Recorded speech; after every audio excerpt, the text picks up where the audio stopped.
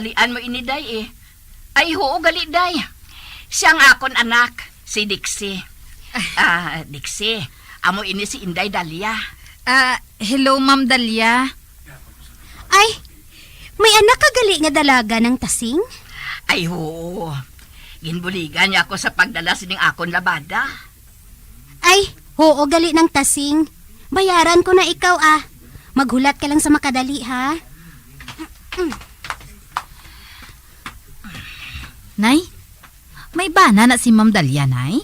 Oo, nagatrabaho sa opisina. Uti, wala pa sila sang bata?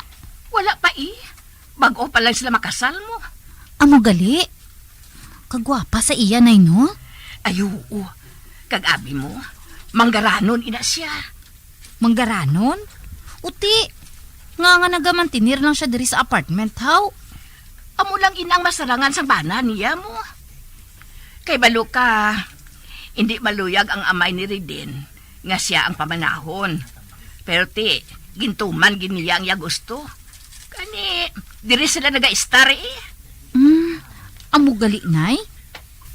Nang tasing? Ari nang bayad ko sa imo, Ay, abaw! 1,000, day? Ay, wala ako sinasang sinsilyo. Imo lang ang sinsilyo ng tasing, Ha? Ay, abaw! Salamat kiday, ha? Wala kaso, mapauli na gali ka mo? Oo, day.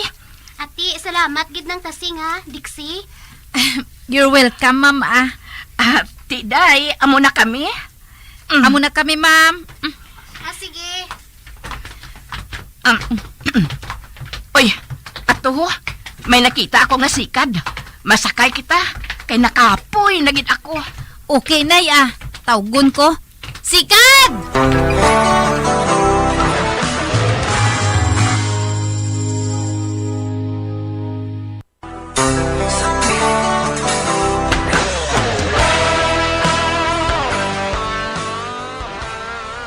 Nag-upod sa akon si Dixie, sang idulong kong akon labada sa kay Inday Dalia.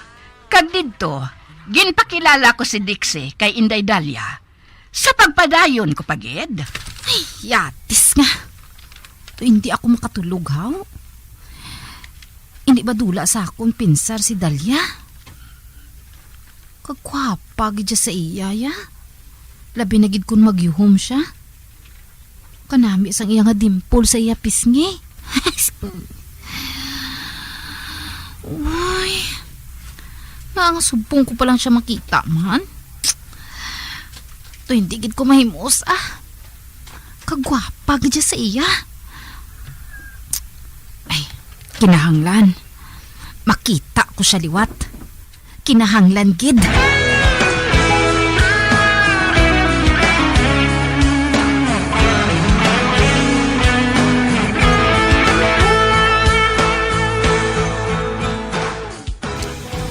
Nay, wala ka nagpanglabada, haw? Ay, wala ko pa makuha ang akon nalabahan kay Inday Dalia. Amo gali? Uti, nga wala mo paginkuha. Nag-atake naman lang rayuma ko. Ati kun amo, Nay, ako na lang tumakuha, Ikaw ang makuha? Aba, may obra ka man? At tuman to si Marita, Siya lang anay matawad dito sa amon nga pwesto. Hapiton ko lang to, anay, ang imo nga lalabhan, Nay, para nga kapanglaba ka na. Sige. Hapitan na lang karon. Kay base kung magkupos man ang pagbanog sang tiil ko. Ate, sige, Nay, malakat na ko, Nay, ha? Oo, anak.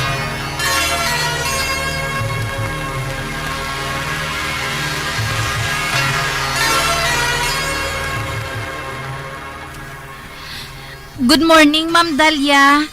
Oy, ikaw gali, Dixie? May kinahanglan ka bala? Wala, Ma'am, Pero nagsiling si nanay nga hapiton ko kuno ang imo nga labada. Ay, amo gali. Ay, naano si nanay mo? Nagsakit o abing tiilya, Ma'am. Nagtukar naman ang iya nga rayuma. Amoy na nga ako lang anay kuno makuha sa imo sang labada niya, Ate, sige, Ibutang ko na lang nga daan ang lalabhan sa gwa. Para nga kuhaon mo na lang kung wala pa ako. Okay, Ma'am, Ba? May lalaki nga nagsulod, ma'am? Ay, ang bana ko ina Si Riden. Nagajogging na siya kun aga pa. Ay, amo gali. Oo. Mayong aga, sir. Sino ka? Ay, si Dixie ina Bata siya ni Chay Tasing. Ang nagapanglabada bala sa aton. Nakanda ka na pamahaw? Ay wala pa. Madali man lang ina Igo lang ina nga makatapos kapaligo. Amo bala. Uy, nagsulod na siya. Ma'am Dalia, malakat na ako Basi bala kung maakig ang bana mo. Pasyensya ka na lang sa iya Pressure lang siya sa iya trabaho Ay, amo gali, ma'am. Ate, sige, ma'am, amo na ako. Sige.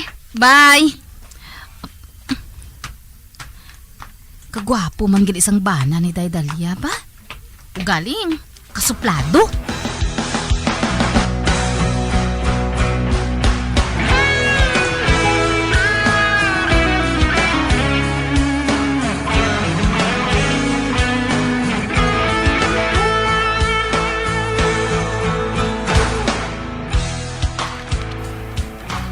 Nakatawag na bala sa imo si Papa? Wala pa. Baunano na. 3 ka bulan na kita diri ka nag-i-star sa apartment ngayon Wala gid sa makapanawag parang magpangamusta. Nakahibalo ka naman sang rason. Nagapamatok siya nga magpakasal ako sa imo. Kay ahaw lang kong empleyado. Kag ang gusto niya nga ipakasal sa imo, among anak sang kumpare niya, nga pareho man ninyo nga manggaranon. Oo, Riden. Kag akig pagid gihapon si Papa sa ako nasta subong. Wala ka kid ba sa may mahimo? Wala ka sa mahimo agud nga madulang kaakig niya sa aton? Nagpanawag na ako sa iya. Agud nga kamustahon siya. Apang wala siya nagasugilanon sa akon. Kuhaan na lang balang palanublion mo sa iya? Ano? Oo. Kinahanglan kong kapital. Mapatindo kita sa atong kaugalingon nga negosyo. Sa sina, hindi na niya kita matami-tami. Hindi mahimo. Matunga lang namon ang amon palanublion nga manggad. Kung patay na si Papa. Ano? Oo. Amo inang testamento ni Papa. Siguro makuha mo man sa ulo-ulo ang amay mo Iti gani, maghulam ka lang sa dako nga kantidad. Kinahanglan kong dako nga kwarta, Dalia. Kag kinahanglan, mabuligan mo ako. Gamito nato ni nga kapital para sa ato negosyo. Ati, oo Tinguhaon ko ina Riden.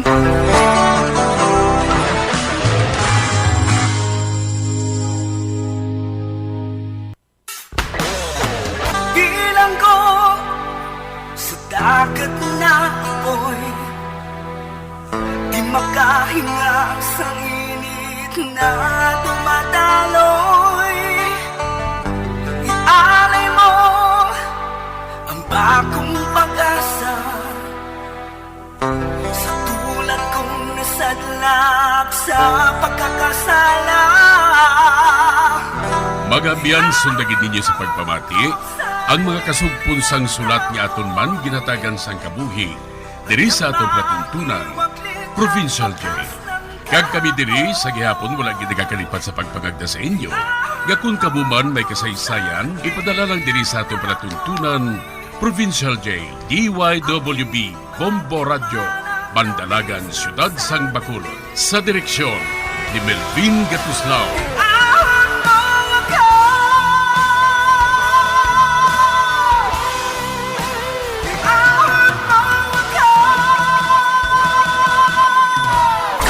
Bombo Radio Philippines. Patuloy na #1 sa drama. Basta Radio Bombo! Subong nga mayara sang coronavirus pandemic, isa sa pinakamabudlay nga butang amo ang idi naton makita ang aton nga kontra. Gani, dapat mangin mahinalungon kita kag nagasunod sa minimum health protocols nga ginapatuman. Magluwas dira, nakaibalo-bala kamo mga kabombo nga dapat man nga i-disinfect ang mga cellphones agud malikawan ang virus. Santo sa pagtuon, ang isa ka typical nga cellphone user ang nagtandog sang cellphone sang 2,617 ka beses kada adlaw. Apang kung extreme cellphone user ka naman, ginatandog mo ang imo gadget sa masobra sa 5,400 ka beses sa isa ka adlaw. Paano i-disinfect ang mga cellphones? Una, dapat i-shutdown ini anay kagkuhaon sa case antislimpyuhan. Sunod, pason ang tela sang tubig nga may lakot nga habon o kon rubbing alcohol. Pwede man magamit sang wet wipes nga may 70% isopropyl alcohol. Gamit ini, trapuhan ang screen, likod kag kilid sang cellphone. Siguraduhon nga wala sang moisture nga magasulod sa mga port. Siyempre, limpyuhan man ang phone case antes ibalik diri ang cellphone. Ang pagbinuligay sa tiun sang pandemya, tuman ka-importante. Apang antes kita makabulig sa iban, unahon naton anay atipan ng aton tagsa kakaugalingon. You cannot take care of others if you do not take care of yourself.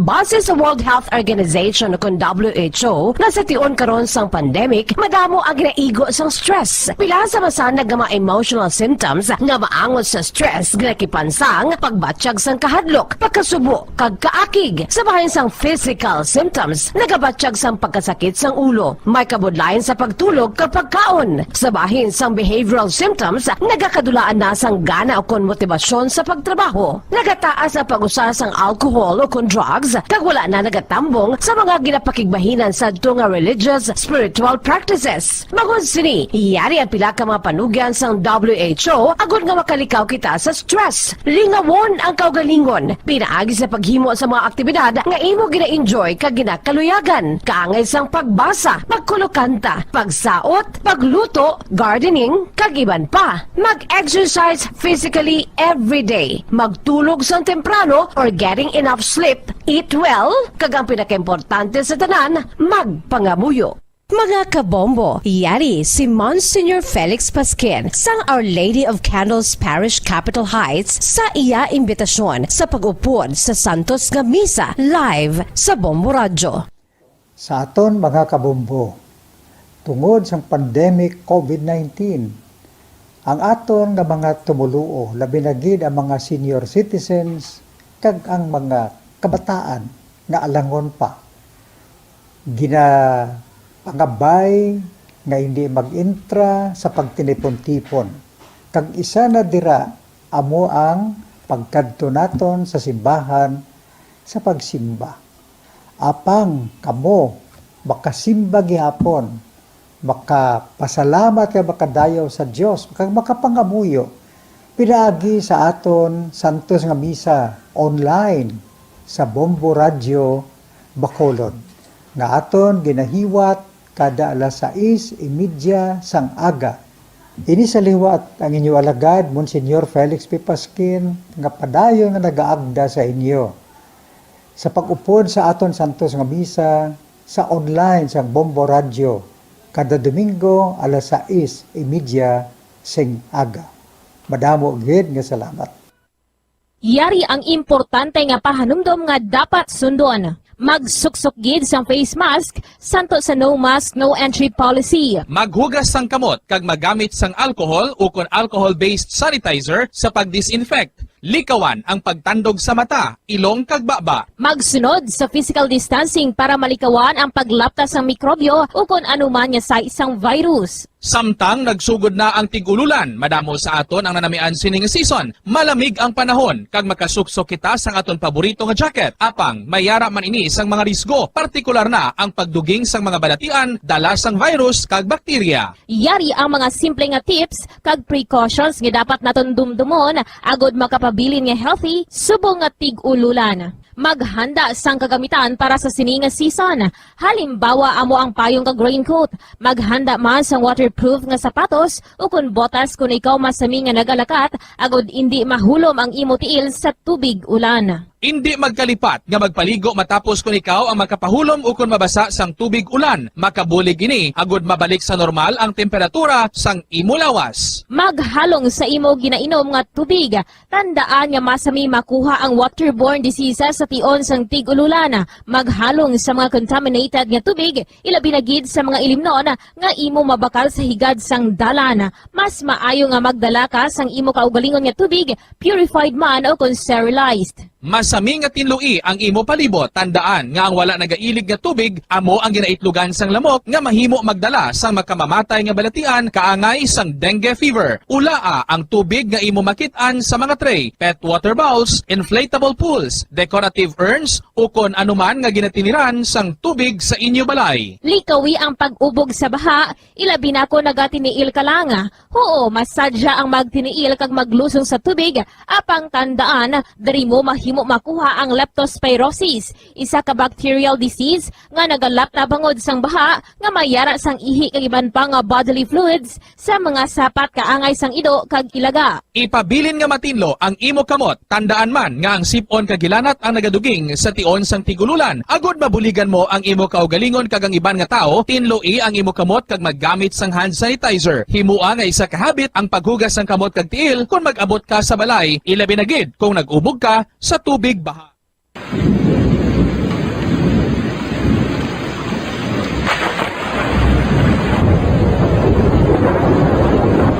Tiyempo tigululan na naman mga kabombo. Ang ikayong lawas ng tanan aton gid halungan. Gani likawan nga mabasa sa ulan agud makalikaw man sa balatian. Yari ang mga bombo tips sa tion sang tigululan.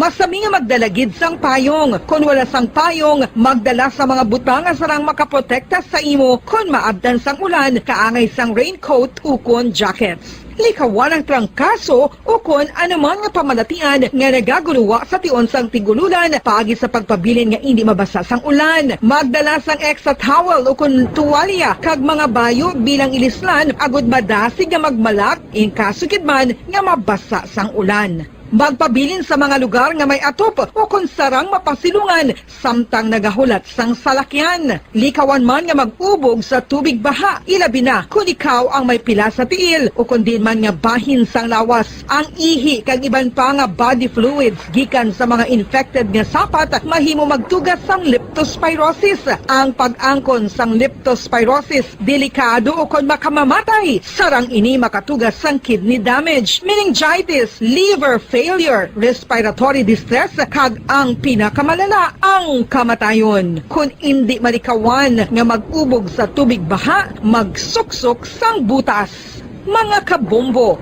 ini pila lamang sa mga panumdum gikan sa Bombo Radio Bacolod sa tion sang tig-ululan. Para sa Pambansang Radyo ng Pilipinas, consistent